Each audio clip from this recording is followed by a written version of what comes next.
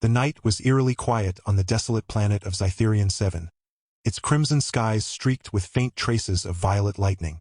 The air crackled with an otherworldly energy as the human soldier, Captain Elias Drake, trudged through the dense underbrush of alien foliage. His boots crunched against the strange, glass-like ground that shimmered faintly under the dim glow of 2 waning moons. He had been sent here on a classified mission to retrieve something or someone that his superiors refused to name outright. All he knew was that this package could change the course of humanity's survival in the galaxy. Elias wasn't one for theatrics or grandiose missions. A man in his late 30s, with sharp features softened by years of hardship and a scar running along his jawline from a battle long past. He preferred straightforward assignments. Go in, get out, stay alive. But tonight, everything felt different.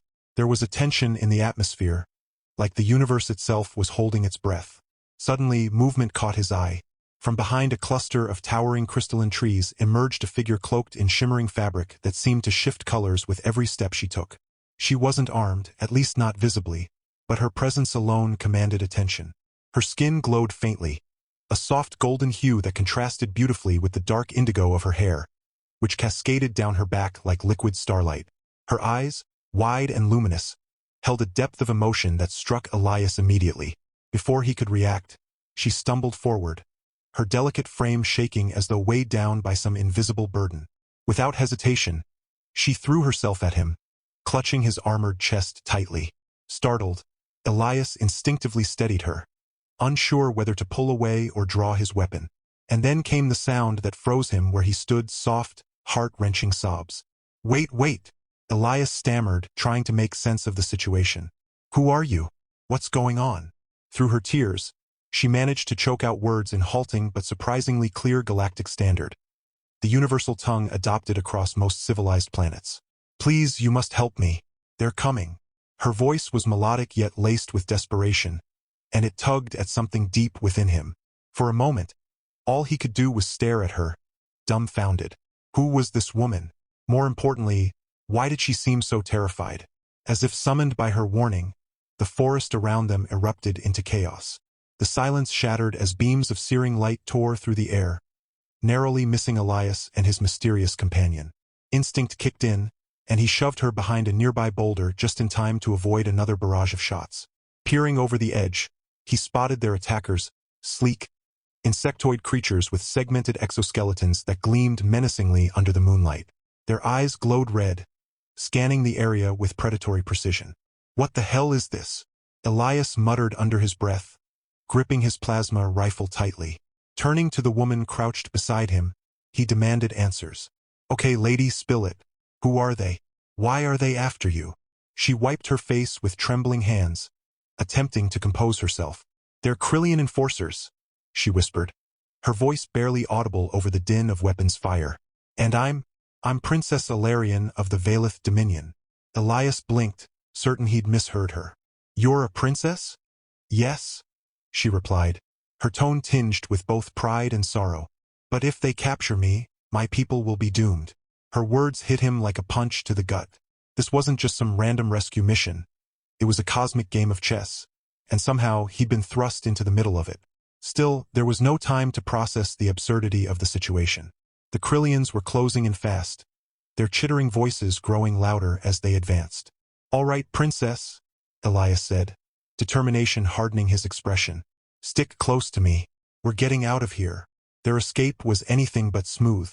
Ducking and weaving through the alien jungle, Elias led Alyan deeper into the labyrinthine terrain, relying on his military training to evade their pursuers. Every step brought new challenges. Razor-sharp vines that lashed out like whips, pools of quicksand like muck hidden beneath deceptive foliage, and the ever-present threat of ambushes. Yet despite the danger, there were moments of unexpected humor amidst the tension.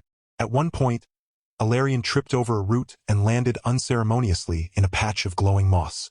Elias couldn't help but chuckle as she scrambled to her feet, brushing off the luminescent spores clinging to her dress. Not exactly how royalty travels, huh? He teased, earning a glare that quickly dissolved into reluctant laughter. You're impossible, she huffed, though there was a hint of amusement in her voice. Do you always joke when your life is in peril? Keeps me sane, he shot back with a grin. Besides, laughter's free.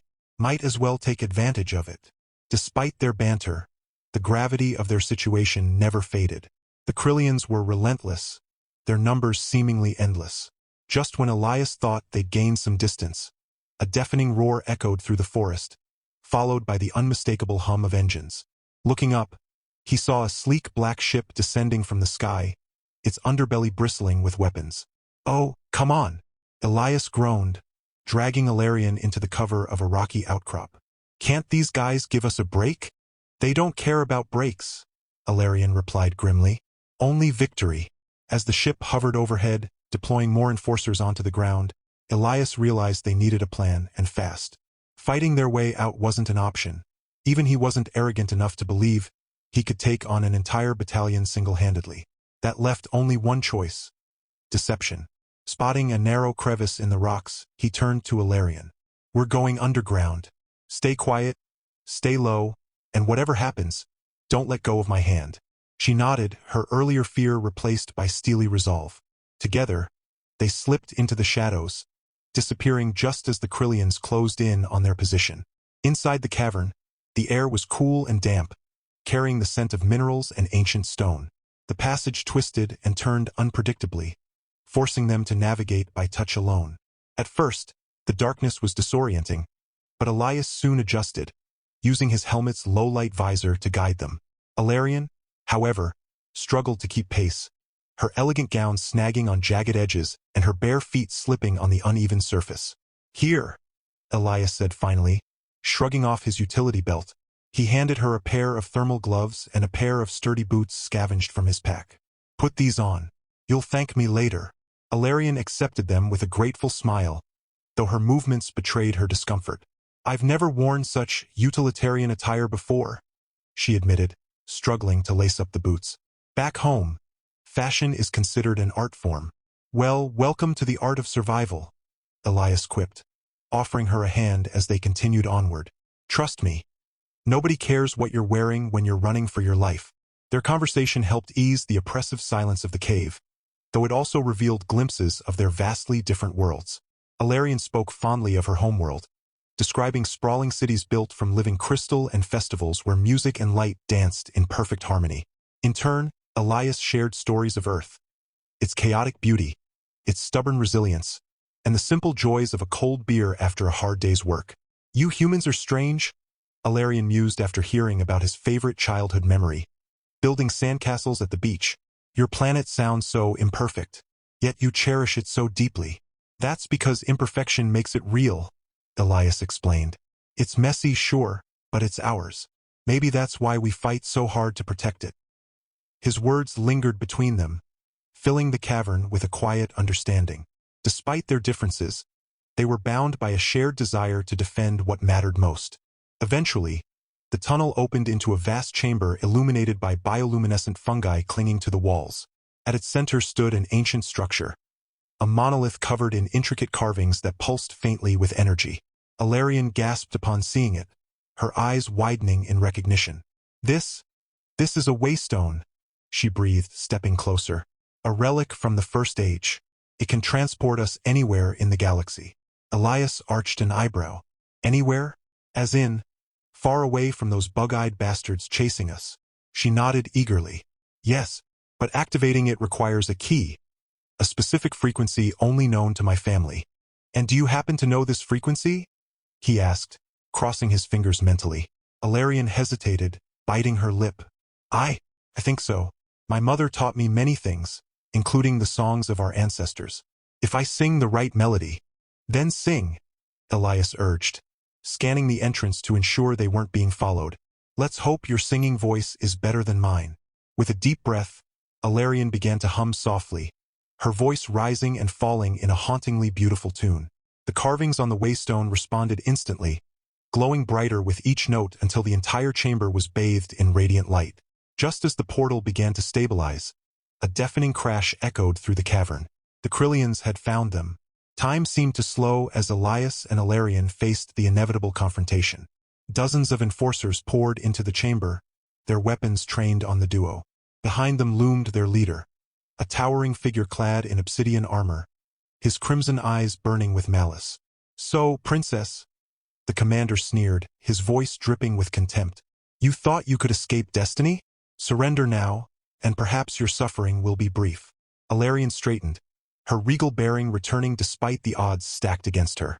Never, she declared, her voice steady. My people will rise again, and you will fall. The commander laughed, a chilling sound that reverberated through the chamber. Brave words for someone who has nowhere left to run. Elias tightened his grip on his rifle, ready to fight to the bitter end. But before anyone could make a move, the waystone emitted a blinding flash of light, enveloping the room in a kaleidoscope of colors. When the brilliance faded, Elias and Alyan were gone. When they reappeared, they found themselves standing on a barren asteroid, the stars stretching endlessly around them. For a moment, neither spoke, too overwhelmed by the sheer vastness of space. Then, slowly, Alyan turned to Elias, her expression filled with gratitude and something else he couldn't quite place. Thank you, she said softly, for everything. Elias shrugged, though his heart raced beneath his calm exterior. Don't mention it. Just doing my job. No, she insisted, taking a step closer. You saved me not just from the Krillians but from despair. I didn't think anyone would come for me. Her words struck a chord deep within him, stirring emotions he hadn't felt in years. Before he could respond, however, a distant rumble shook the asteroid, drawing their attention to the horizon. A massive fleet of ships was approaching, their banners emblazoned with the sigil of the Veilith Dominion. We're not safe yet, Alyan murmured, her gaze flickering between Elias and the incoming armada. But maybe, just maybe, we have a chance. As the ships drew nearer, Elias realized this was only the beginning of their journey. Whatever lay ahead, one thing was certain. Nothing would ever be the same again. The arrival of the Veilith Dominion fleet brought a mix of relief and tension. Alarian's people had found her, but Elias couldn't shake the feeling that he was an outsider. A human soldier caught in the middle of an alien war. As sleek golden ships descended around them, their hulls gleaming like molten sunlight, Alyan turned to him with a look of determination. Stay by my side, she said firmly, gripping his hand. No matter what happens next. Elias nodded, though unease gnawed at him. He wasn't sure if he belonged here, among these towering vessels and elegant beings who seemed as otherworldly as the stars themselves. But one thing was clear. Alyan trusted him, and for now that was enough. Aboard the flagship Celestra, Elias felt like a fish out of water. The corridors shimmered with crystalline walls that pulsed faintly, casting prismatic light across everything they touched. Crew members moved with purpose, their flowing robes adorned with intricate patterns that marked their roles within the Dominion. Every eye lingered on Elias, curiosity mingling with suspicion. Humans weren't exactly common allies in this part of the galaxy. Alyan led him through the labyrinthine ship to a grand chamber where her council awaited. Seated in ornate chairs that hovered slightly above the floor were elders dressed in robes of silver and gold. At the center sat Queen Nerissa, Alarian's mother, a woman whose presence commanded awe. Her hair cascaded down her back in waves of starlight, and her eyes held the same luminous depth as her daughter's. Mother, Alyan began, bowing respectfully before straightening. I have returned. Queen Nerissa rose gracefully, her expression softening as she embraced her daughter. My child, you've endured much. We feared the worst. Then her gaze shifted to Elias, assessing him with a sharpness that made him instinctively stand taller. And who is this protector? This is Captain Elias Drake of Earth, Alyan replied, her voice steady. Without him, I would not be standing here today. The room fell silent, the weight of her words hanging heavy in the air.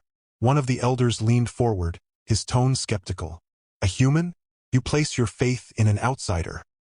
He has proven himself worthy, Alyan countered, her voice unwavering. His courage and loyalty are unmatched. If we are to reclaim our future, we must embrace allies, even those from distant worlds. Elias cleared his throat, stepping forward despite the knot forming in his stomach.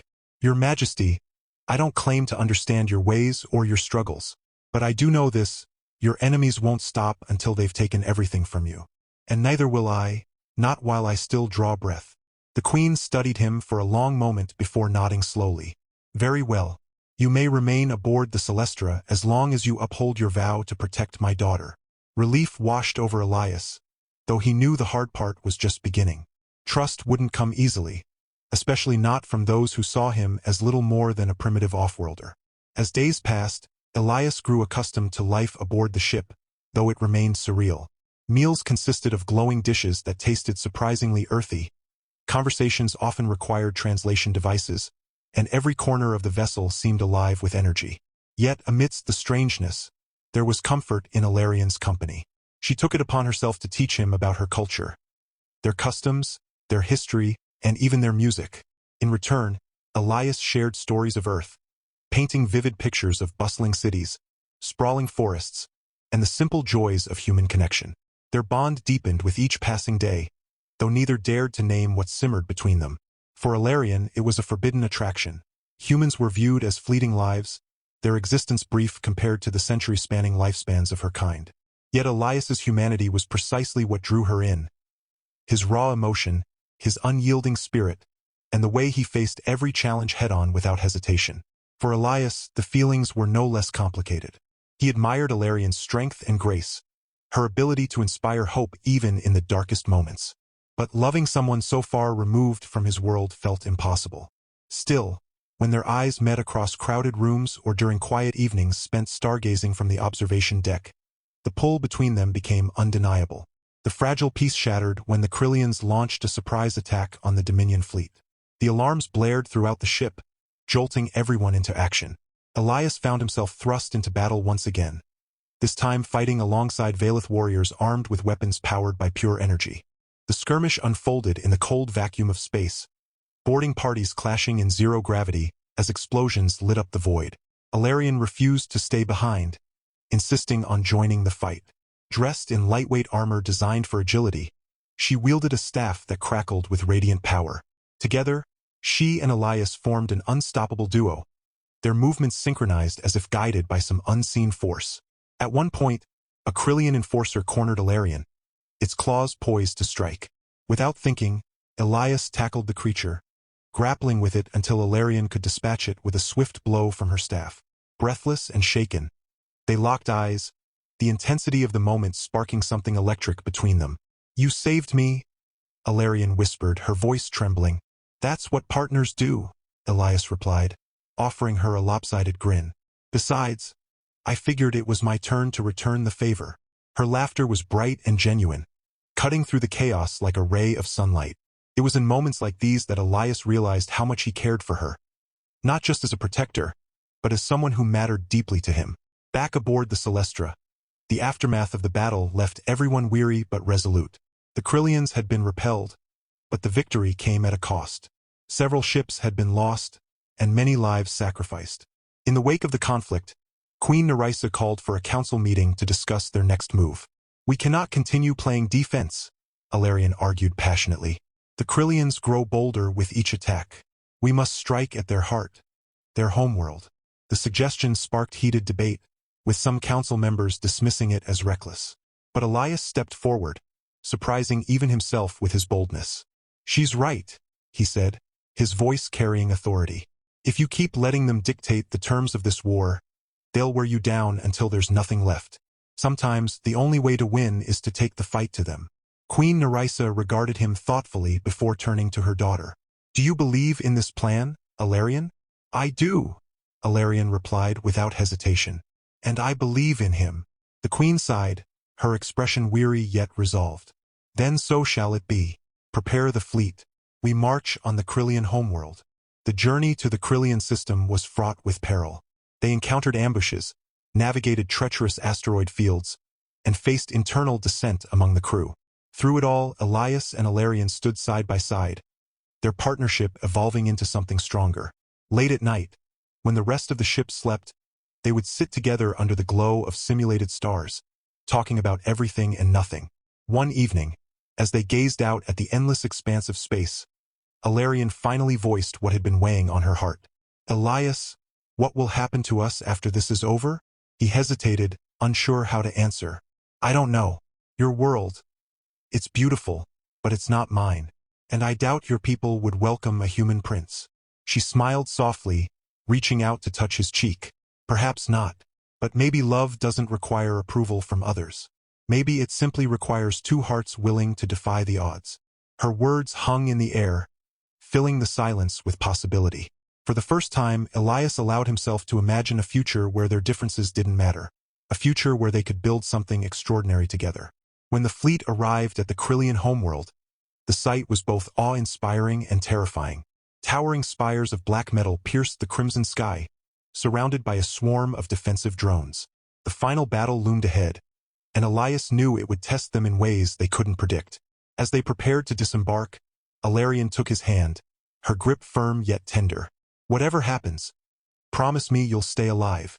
"I promise," Elias replied, his voice thick with emotion. "But only if you do the same." With that, they stepped onto the battlefield, ready to face whatever fate awaited them.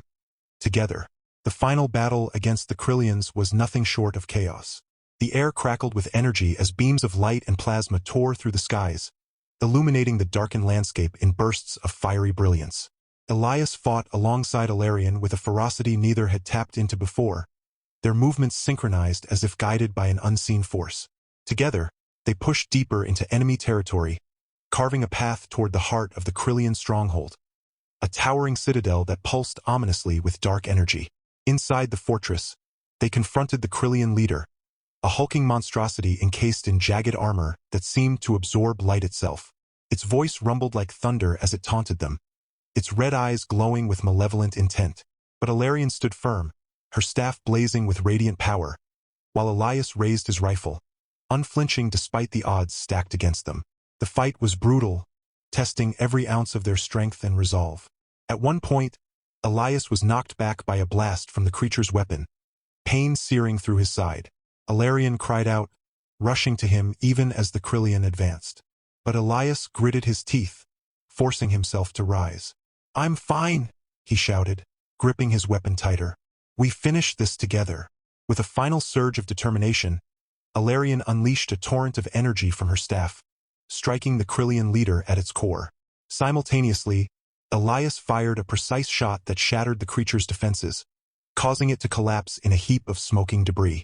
Silence fell over the chamber as the hum of the citadel's dark energy faded. Exhausted but victorious, Elias and Alyan exchanged a look of relief and triumph. They had done the impossible. They had taken down the Krillians' most formidable foe. The Dominion fleet, rallying behind them, secured the rest of the planet, ensuring the Krillians would no longer pose a threat. When they returned to the Celestra, the entire crew erupted into cheers, celebrating not just the victory but also the unity forged between humans and Valiths during the campaign. Queen Nerissa herself greeted them personally, embracing her daughter with tears of joy streaming down her face. "You've brought honor to our people," she said, her voice trembling with emotion. "And you, Captain Drake, you have proven yourself a true ally." Elias bowed respectfully, though his gaze drifted to Alyan, who smiled warmly at him. It was time. As the celebrations continued throughout the ship, Elias pulled Alyan aside to a quiet observation deck overlooking the stars. "Alyan," he began, his voice steady despite the nerves bubbling within him. "There's something I need to say." She tilted her head, her luminous eyes locking onto his. "What is it?" He took a deep breath, choosing his words carefully. "You know I care about you, more than I ever thought possible. And after everything we've been through, I can't imagine my life without you. So, I want to ask your parents for permission to marry you." For a moment, Alyan simply stared at him, her expression unreadable. Then, slowly, a smile spread across her face, lighting up the room. "Elias, are you sure? My world, it's so different from yours." "I know," he replied, taking her hands in his. "But love isn't about where you come from. It's about who you choose to stand beside. And I choose you." Tears welled in her eyes as she nodded. "Then let's tell them together." Approaching Queen Nerissa and King Jorith, the latter having recently arrived to join the celebrations, was daunting. The royal couple sat on their thrones aboard the Celestra, their regal presence commanding respect. When Elias and Alyan entered the chamber, all eyes turned to them. "Mother, father," Alyan began, her voice unwavering despite the tension in the air. "We have something important to discuss." Queen Nerissa arched an elegant brow, while King Jorith leaned forward curiously.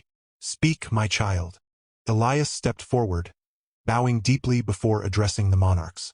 "Your Majesties, I am but a simple soldier from Earth, unworthy of standing before such greatness. Yet during our journey, your daughter has shown me kindness, courage, and love beyond measure. She has changed me in ways I never thought possible. With your blessing, I wish to ask for her hand in marriage." The room fell silent, the weight of his words hanging heavy in the air. For a long moment, neither parent spoke, their expressions inscrutable. Finally, Queen Nerissa broke the silence. "Captain Drake," she said, her tone measured, "you have indeed proven yourself brave and loyal.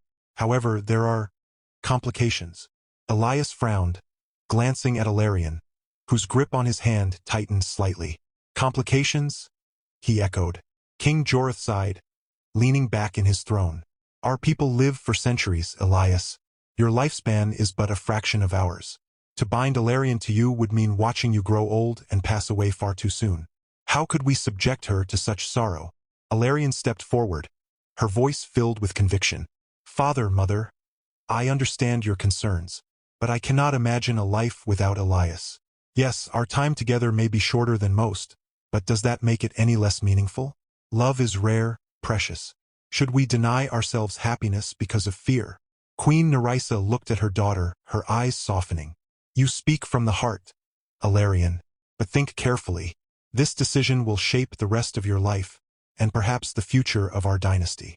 Elias swallowed hard, stepping closer to the royals.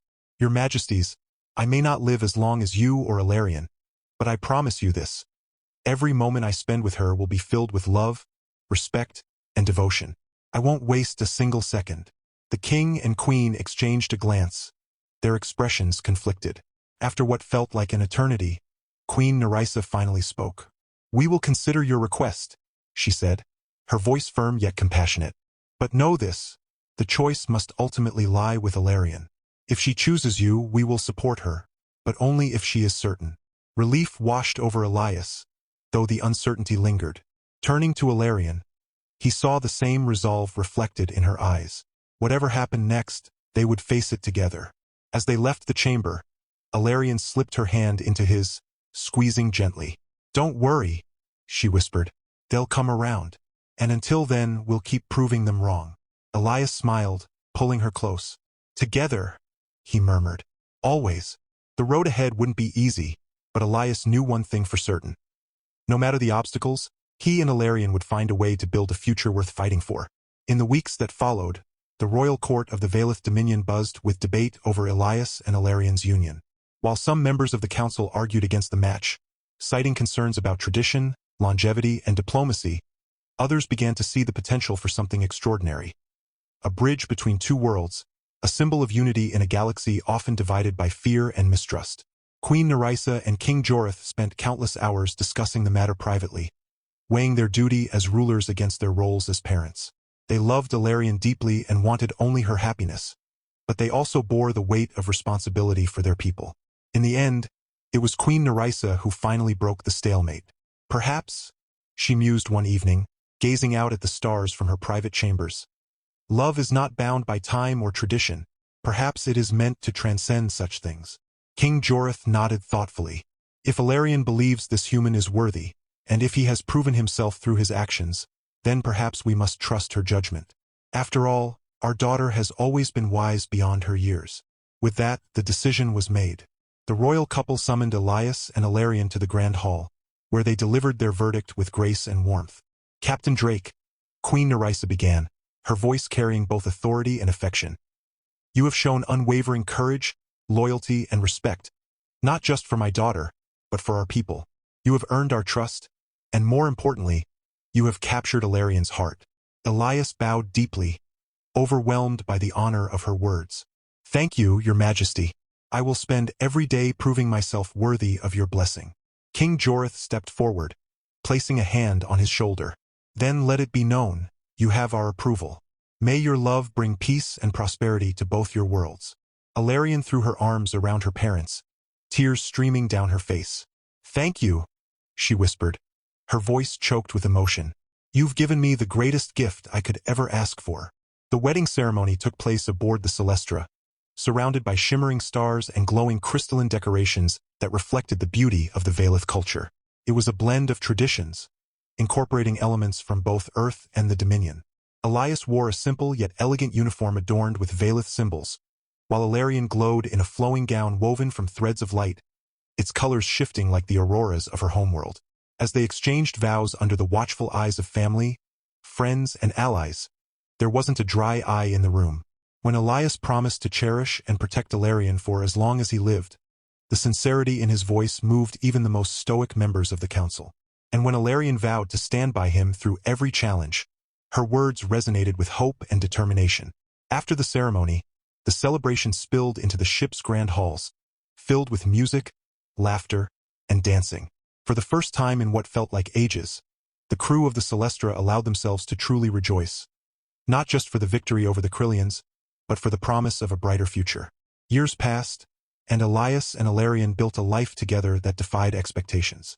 Their home became a sanctuary, a blend of earthly comforts and Valeth elegance, nestled within the Dominion's capital city. Together, they welcomed a family of children, each one a perfect mix of their parents' traits. Some had Elias's dark hair and sharp features, while others inherited Alarian's luminous skin and radiant eyes. All of them carried the same spirit of curiosity, bravery, and kindness. Their eldest child, a boy named Kale, grew up fascinated by stories of his father's adventures on Earth and his mother's tales of the Dominion.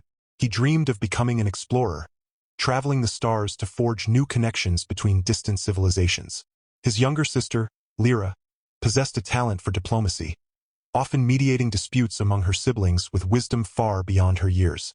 Elias embraced fatherhood with the same dedication he brought to everything else in life. Though he sometimes worried about growing older while Alyan remained youthful, she reassured him time and again that their love transcended such boundaries. "You're teaching our children how to live boldly, how to cherish every moment," she told him one evening as they watched the sunset from their balcony. "And because of you, they'll carry those lessons with them forever." Peace reigned throughout the Dominion, thanks in part to the bond forged between humans and Valeths. Elias's presence opened doors for greater cooperation between Earth and the Dominion, leading to groundbreaking advancements in technology, medicine, and interstellar relations. The once skeptical council members came to admire Elias not only for his bravery but also for his unwavering commitment to making the galaxy a better place. Even as the years passed and Elias's hair turned gray, his spirit remained unbroken. Surrounded by his beloved family, he found joy in the simplest moments, reading bedtime stories to his grandchildren, sharing meals with Alyan under the stars, and watching the next generation grow into leaders who embodied the best of both worlds. When the time finally came for Elias to bid farewell, he did so without regret. He had lived a full, meaningful life, leaving behind a legacy of love, courage, and unity. As Alyan held his hand in his final moments, tears streaming down her face, he smiled softly. "Take care of them," he whispered, his voice steady despite the weight of goodbye. "And remember, love always wins." With those words, Elias closed his eyes, leaving Alyan to mourn, but also to celebrate the incredible journey they had shared. She knew that his memory would live on, not just in their children and grandchildren, but in the countless lives touched by the love that had dared to defy the odds. And so, the story of Elias and Alyan became legend, a tale told across galaxies, reminding all who heard it that love, no matter how unlikely, has the power to change the universe.